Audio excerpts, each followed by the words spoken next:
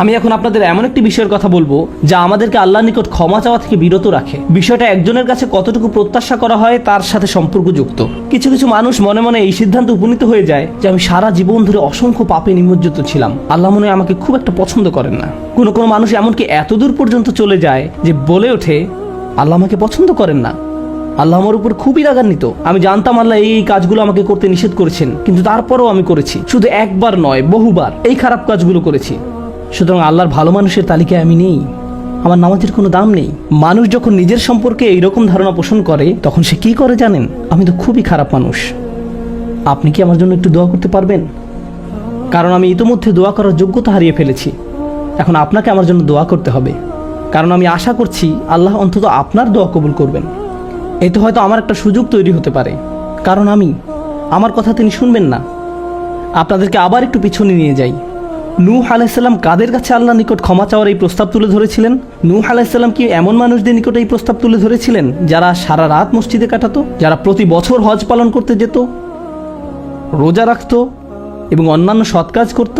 না, নূহ আলাইহিসসালাম ক্ষমা পাওয়ার এই প্রস্তাব তুলে ধরেন ইতিহাসের অন্যতম একটি বিদ্রোহী সম্প্রদায়ের প্রতি, যারা প্রজন্মের পর প্রজন্ম ধরে বিদ্রোহী ছিল। তিনি তাদের বলেন, তোমরা যদি শুধু ক্ষমা চাও, আল্লাহ শুধু তোমাদের ক্ষমা করবেন তাই নয়, বরং তিনি তোমাদের জন্য আকাশের ধনভাণ্ডার খুলে দেবেন। নিজের সম্পর্কে এমন বলবেন না যে আমি অনেক দূরে হারিয়ে গেছি, যদি কিছু হয় তা হবে আমার মায়ের দোয়াতে বা অন্য কারো দোয়াতে। আপনার মনের এমন অবস্থার সুযোগ গ্রহণ করে শয়তান। মানুষের মনের হতাশাজনক পরিস্থিতির সুযোগ গ্রহণ করে শয়তান, আর এর মাধ্যমে তাকে শিরকে নিমজ্জিত করে। এই হতাশা শিরকের একটি দরজা। কেন জানেন? তখন মিথ্যা ধর্ম আসে এবং আপনাকে বলে আপনি তো অনেক বড় পাপী, আপনার পক্ষে ক্ষমা পাওয়া সম্ভব নয়। যিশুকে বলুন আপনাকে ক্ষমা করে দিতে। আপনি যিশুর সাথে ভালো সম্পর্ক করুন, তিনি আল্লাহর সাথে আপনার সম্পর্ক ভালো করে দিবেন। আল্লাহ এবং আপনার মাঝখানে যিশু এসে দাঁড়াবে, অথবা তারা অন্য কাউকে মাঝখানে দাঁড় করাবে, বলবে অমুক পীর, তার কবরের কাছে গিয়ে কিছু চকলেট রাখো। তাহলে তিনি আল্লাহকে বলবেন আপনার সমস্যার সমাধান করে দিতে। আপনি এখন আল্লাহর সাথে কথা বলতে পারবেন না, কিন্তু ওই পীর তিনি আল্লাহর প্রিয় বান্দা, তাই আপনি তার মাধ্যমে আল্লাহর কাছে আপনার দরখাস্ত পেশ করুন। এভাবে শিরকের দরজা খুলে যায়। অন্য কথায় আল্লাহর সাথে আমাদের সরাসরি যোগাযোগের মূল বিষয়টি, তাওহীদের মানেই হলো সরাসরি যোগাযোগ। লা ইলাহা ইল্লাল্লাহ একই কথা বলে, আর এই সব কিছুর মূল কথা হলো আপনার যা প্রয়োজন তা সরাসরি আল্লাহর নিকট প্রার্থনা করুন। যে বিষয়টি আমাদের সকল প্রয়োজন পূরণ করবে তা হলো আল্লাহর নিকট ক্ষমা প্রার্থনা করা। এখন এই ক্ষমা চাওয়াটা দুইভাবে হয়ে থাকে, জিহ্বার মাধ্যমে ক্ষমা চাওয়া এবং অন্তরের মাধ্যমে ক্ষমা চাওয়া। মানুষ সাধারণত নিজের পক্ষে যুক্তি দিয়ে থাকে। আমি যদি কোনো কারণে আপনার সমালোচনা করি, যেমন ধরুন কাউকে বললাম এই যে আমি আপনাকে অমুক অমুক কথা বলতে শুনেছি, সে তাৎক্ষণিক হয়তো বলে উঠবে এক্সকিউজ মি, আমি এমনটা বোঝাতে চাইনি, আপনি তো পুরো ঘটনাটা জানেনই না। আপনি সাথে সাথে নিজের পক্ষে যুক্তি দিতে শুরু করেন, আত্মরক্ষামূলক হয়ে ওঠেন। বালিল ইনসানু আলা নাফসিহি বাসীরা ওয়ালাউ আলকা মাআযিরা। মানুষ নিজের সম্পর্কে সুধারণা পোষণ করে, তারা প্রচুর অজুহাত দেখায়। আপনি যদি আসলেই আল্লাহর ক্ষমা চান, আপনাকে নিরিবিলি একটা সময় খুঁজে পেতে হবে। যদি আরবিতে দোয়া করতে না পারেন কোনো সমস্যা নেই, আপনি শুধু পাঞ্জাবি, বাংলা, বাহাসা বা উর্দু জানেন, কোনো ব্যাপার না। আপনি আপনার নিজস্ব ভাষাতে আল্লাহর সাথে কথা বলুন, আন্তরিকতার সাথে আপনার অপরাধগুলো স্বীকার করুন, কোনো অজুহাত দেখাবেন না। এরকমটা করতে পারা আসলেই কঠিন, কারণ আয়নার সামনে দাঁড়িয়েও আমরা নিজের সাথে মিথ্যে কথা বলি, নিজেকে এভাবে প্রবোধ দেই আমি আসলে অত খারাপ না, আমি যা যা করেছি তার কারণ আছে। যখন আপনি আল্লাহর সামনে দাঁড়াবেন, নিজের কাজের বৈধতা দেওয়ার কথা ভুলে যান। আল্লাহ জানেন আপনি কি অবস্থার মধ্যে দিয়ে যাচ্ছেন, তিনি জানেন এটা কঠিন সময় ছিল, তিনি জানেন অমুক অমুক বিষয় আপনাকে সম্পূর্ণ গ্রাস করে ফেলেছিল। ইয়া রব, আমি অনেক চাপের মধ্যে ছিলাম তাই মদ খেয়েছি। তিনি আপনার সবগুলো অজুহাত সম্পর্কে আপনার চেয়ে ভালোভাবে জানেন। আপনাকে অকপটে তার নিকট আসতে হবে, ফিল্টার ছাড়া, কোনো দ্বিধাদ্বন্দ্ব ছাড়া, নির্দ্বিধায়, কোনো রকমের বিব্রত বোধ করা ছাড়া। অনেক সময় আমরা নিজেদের পাপ স্বীকার করতে বিব্রত বোধ করি, একরাশ লজ্জা এসে আমাদের জড়িয়ে ধরে। কিন্তু যতক্ষণ না আপনি আল্লাহর নিকট অকপটে সকল পাপ স্বীকার করে নিচ্ছেন, আর এভাবে যখন নিজের উপর যে অন্যায়গুলো এতদিন ধরে করে এসছেন তা আপনি মুখ দিয়ে উচ্চারণ করতে শুরু করবেন, আমার বিশ্বাস করতে কষ্ট হয় যে সে সময় আপনার চোখ দিয়ে কোনো অশ্রু নির্গত হবে না। একজন মানুষের পক্ষে এটা অসম্ভব যে সে আল্লাহর সামনে এভাবে নিজেকে খোলাখুলি উপস্থাপন করবে আর তার চোখ দিয়ে কোনো অশ্রু বের হবে না, কারণ এটা দুর্বলতা প্রকাশের সময়। দুনিয়ার সামনে আমরা সাধারণত নিজেকে শক্তিশালী, আত্মবিশ্বাসী এবং দিব্যি সুস্থ হিসেবে উপস্থাপন করি। সবাই আমাদের দেখে মনে করে সবকিছু ঠিক আছে, কিন্তু ভেতরে ভেতরে যে আমি বহু সমস্যায় জর্জরিত তা একমাত্র আল্লাহ জানেন। আপনাকে সকল জড়তা কেটে তার নিকট সম্পূর্ণ খোলাখুলিভাবে নিজেকে উপস্থাপন করতে হবে। আর কেবল তখনই আপনি আল্লাহর নিকট ক্ষমা চাওয়ার অবস্থানে যেতে পারবেন। তারপর সিজদায় গিয়ে কাঁদতে থাকুন। তখন এটা শুধুমাত্র আস্তাগফিরুল্লাহ আস্তাগফিরুল্লাহ বলার মতো হবে না, এটা হয়ে উঠবে আল্লাহর সাথে একটি সত্যিকারের কথোপকথন, আল্লাহর নিকট সত্যিকার অর্থে পাপ স্বীকার। এটা খুবই শক্তিশালী একটা অনুশীলন, চেষ্টা করে দেখুন। আপনাকে একটা নিরিবিলি সময় খুঁজে পেতে হবে। নিশ্চিত করুন যে কেউ আপনার কথা শুনছে না। আপনার স্ত্রী বিছানায় শুয়ে আছে, এমত অবস্থায় মাঝরাতে ঘুম থেকে উঠে এভাবে দোয়া করতে পারবেন না, ইয়া আল্লাহ আমাকে ক্ষমা করে দিন, কারণ আপনার স্ত্রী তো আপনার দোয়া শুনতে পাচ্ছে। এভাবে করাটা নিষিদ্ধ নয়, কিন্তু একা একা দোয়া করা আপনার জন্য ভালো হবে। মোট কথা, নির্জন কোনো জায়গা খুঁজে বের করুন যেখানে আপনি একান্তে আল্লাহর সাথে কথা বলতে পারবেন। যদি আপনি এক গাদা আরবি দোয়া মুখস্থ করেন যার অর্থও আপনি জানেন না, আর বিড়বিড় করে সেগুলো উচ্চারণ করতে থাকেন, সে দোয়াগুলো অবশ্যই উত্তম এবং শক্তিশালী, কিন্তু আপনার অন্তরের সাথে যদি সেগুলোর কোনো যোগাযোগ না থাকে, শুধু জিহ্বা দিয়ে উচ্চারণ করছেন, তাহলে আপনি আসলে ক্ষমা প্রার্থনা করছেন না। আল্লাহ আপনাকে এই জিকিরের পুরস্কার দান করুন, কিন্তু এর নাম আসলে ইস্তেগফার বা ক্ষমা প্রার্থনা নয়। ইস্তেগফার অন্য কিছু।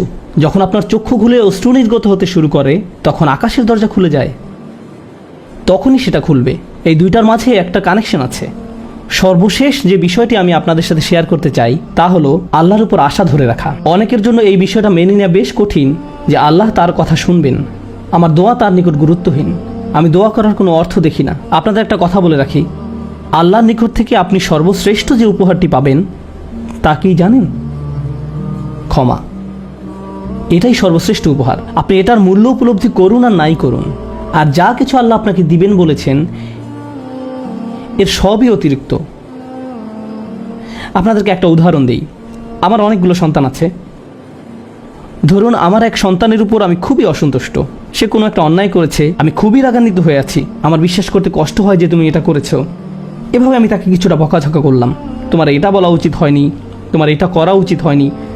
তার পরের দিন অন্য এক সময় আমার জন্য তার কিছু একটা করার কথা, যেমন আমার জন্য একটা কার্ড বানানোর কথা যাতে লেখা থাকবে বাবা আমি তোমাকে ভালোবাসি।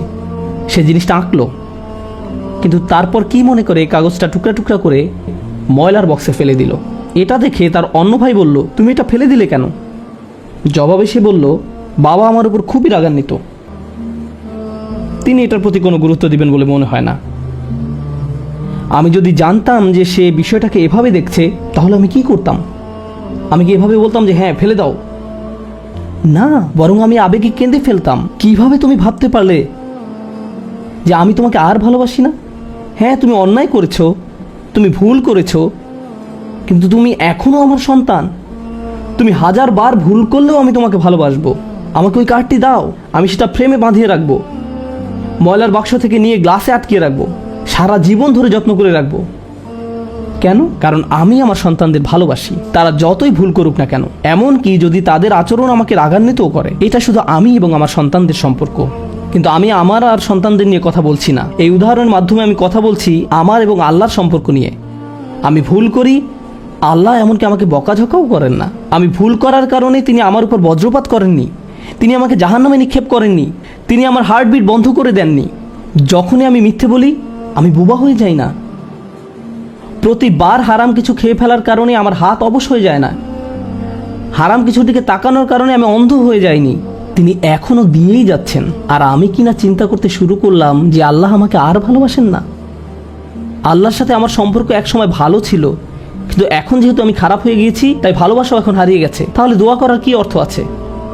মনে রাখুন, আল্লাহর মতো কেউ আপনাকে ভালোবাসে না। আমি আমার সন্তান বা পিতামাতার প্রতি যে ভালোবাসা প্রদর্শন করি তা আল্লাহ তাআলা আমার ভেতরে দিয়েছেন।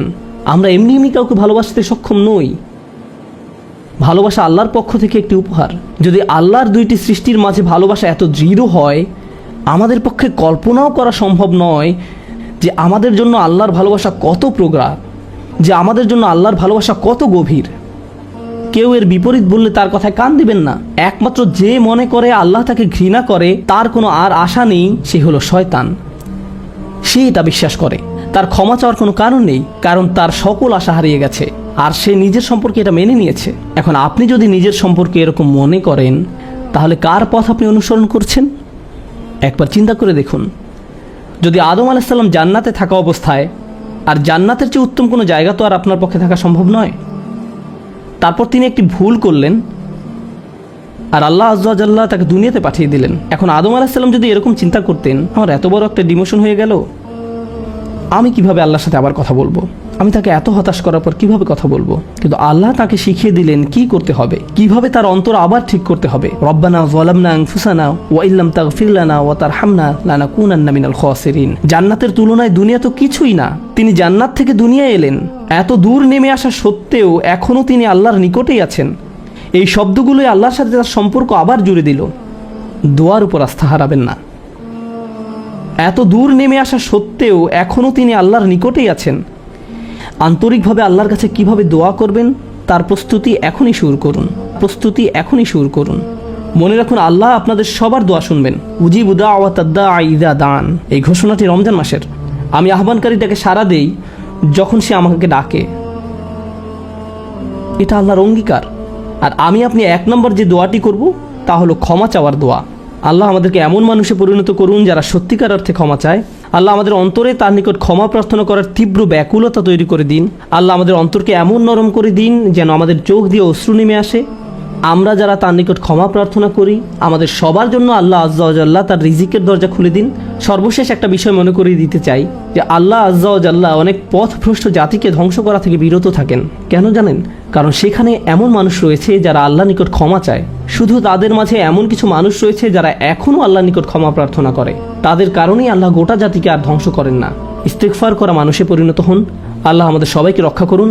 বারাকাল্লাহু লি ওয়া লাকুম। আসসালামু আলাইকুম ওয়া রাহমাতুল্লাহি ওয়া বারাকাতুহু।